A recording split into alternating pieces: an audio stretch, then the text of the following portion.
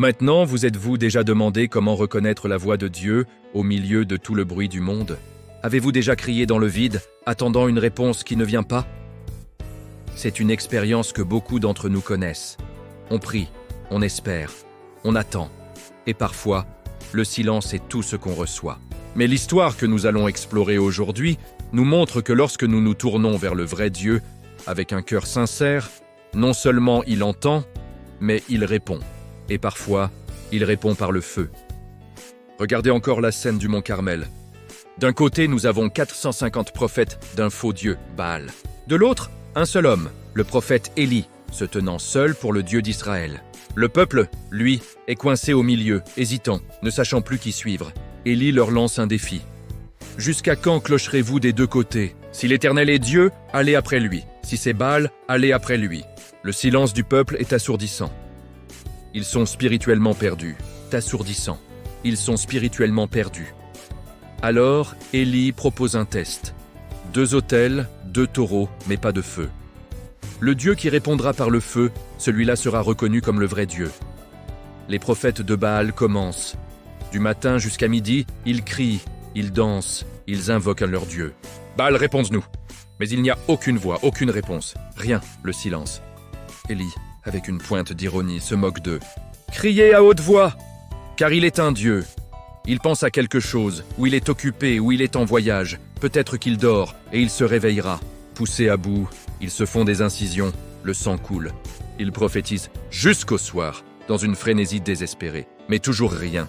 Pas de voix, pas de réponse, pas de signe. C'est une leçon puissante. Les faux dieux, les idoles de nos vies, que ce soit la carrière, l'argent, la reconnaissance, nous épuisent. On leur donne tout notre temps, notre énergie, notre passion. Et à la fin, ils nous laissent vides et sans réponse. Puis vient le tour d'Élie. Son approche est complètement différente. Il ne se lance pas dans un spectacle frénétique. Au contraire, il commence par réparer l'autel de l'Éternel qui était détruit. Il prend 12 pierres, une pour chaque tribu d'Israël, rappelant l'alliance de Dieu avec son peuple. Il prépare le bois, place le sacrifice dessus. Et puis, il fait quelque chose de totalement contre-intuitif. Il demande de verser de l'eau sur l'autel. Pas une fois, pas 2 fois, mais 3 fois, jusqu'à ce que tout soit trempé, le bois, le sacrifice, et même le fossé creusé autour de l'autel. Humainement parlant, il rend la tâche impossible. Il n'y a aucune place pour le doute, aucune possibilité de tricherie. Il montre que si quelque chose se passe, ce ne sera que par l'intervention divine. Et c'est là, au milieu de cet autel dégoulinant, qu'Élie prononce une prière. Une prière simple, calme, mais remplie de foi. Ce n'est pas un cri désespéré.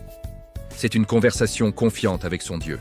Il ne dit pas « Seigneur, montre à tout le monde comme je suis puissant ».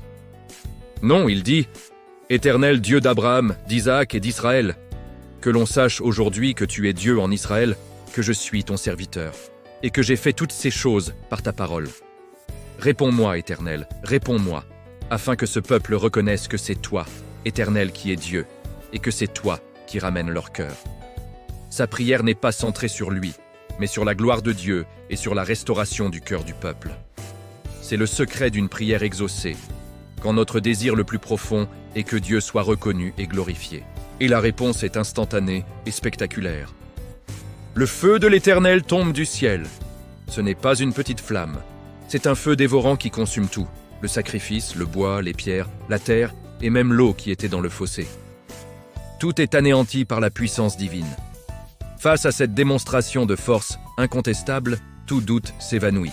Le peuple, qui était silencieux et hésitant, tombe le visage contre terre et s'écrie d'une seule voix « C'est l'Éternel qui est Dieu. C'est l'Éternel qui est Dieu. » La révélation de la puissance de Dieu produit une conviction immédiate et unanime. Quand Dieu se manifeste, il n'y a plus de place pour l'hésitation. La vérité devient évidente, mais l'histoire ne s'arrête pas là. Après le feu vient la pluie. Cela faisait des années qu'il n'avait pas plu à cause de l'idolâtrie du peuple. La victoire sur le mont Carmel était spirituelle. Mais le pays avait aussi besoin d'une restauration physique. Élie dit au roi Achab de monter manger et boire, car il entend déjà le bruit de la pluie. Lui, il monte au sommet du Carmel, se prosterne et met son visage entre ses genoux. Il prie. Il envoie son serviteur regarder vers la mer. 6 fois, le serviteur revient en disant « Il n'y a rien ». Mais Élie ne se décourage pas. Il persévère dans la prière. À la 7e fois, le serviteur revient et dit « Voici un petit nuage, comme la paume d'une main qui s'élève de la mer. » Cette petite promesse était suffisante. Bientôt, le ciel s'obscurcit et une pluie abondante tombe sur le pays. Cela nous enseigne que, même après une grande victoire spirituelle, la persévérance dans la prière est essentielle. Les promesses de Dieu s'accomplissent souvent au travers de notre persistance. Alors, aujourd'hui, cette histoire nous pose une question personnelle. Sur quel autel es-tu en train de prier? Est-ce l'autel des faux dieux de ce monde qui te demandent toujours plus et ne te donnent rien en retour, te laissant épuisé et vide? Ou est-ce l'autel de l'Éternel, un autel peut-être brisé que tu as besoin de réparer? Réparer cet autel, c'est revenir à Dieu, lui redonner la première place, reconstruire notre relation avec lui sur les fondements de sa parole et de ses promesses. Quel feu attends-tu dans ta vie? Peut-être attends-tu une intervention claire de Dieu dans une situation impossible, comme l'autel trempé d'Élie. Le feu de Dieu vient là où le cœur est entièrement consacré, là où notre seul désir est que sa gloire soit manifestée. Ce feu n'est pas forcément spectaculaire comme sur le Carmel. Ce peut être le feu purificateur de son esprit qui vient consumer en nous l'orgueil, l'égoïsme, la peur. Un feu qui vient réchauffer un cœur devenu froid et indifférent. Un feu qui vient éclairer nos décisions et nous guider dans sa volonté. Dieu répond encore aujourd'hui. Il n'est pas un Dieu lointain et silencieux. Il est le Dieu vivant qui désire se révéler à ceux qui le cherchent de tout leur cœur. L'histoire d'Élie est une invitation à abandonner nos idoles, à réparer l'autel de notre cœur et à prier avec une foi audacieuse, non pas pour notre propre gloire, mais pour la sienne. Je vous invite à prendre un moment pour prier avec moi. Seigneur, nous venons devant toi aujourd'hui, inspirés par l'exemple d'Élie.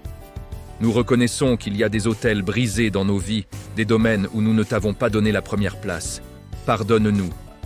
Nous voulons réparer ces autels, et nous te prions, comme Élie, envoie ton feu. Envoie le feu de ton Esprit Saint pour consumer tout ce qui n'est pas de toi dans nos vies. Nos peurs, nos doutes, nos idoles secrètes.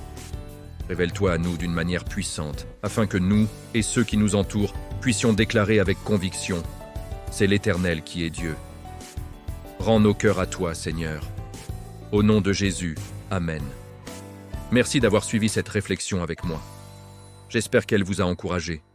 N'hésitez pas à partager vos pensées dans les commentaires et à vous abonner pour ne pas manquer les prochaines vidéos. Que Dieu vous bénisse.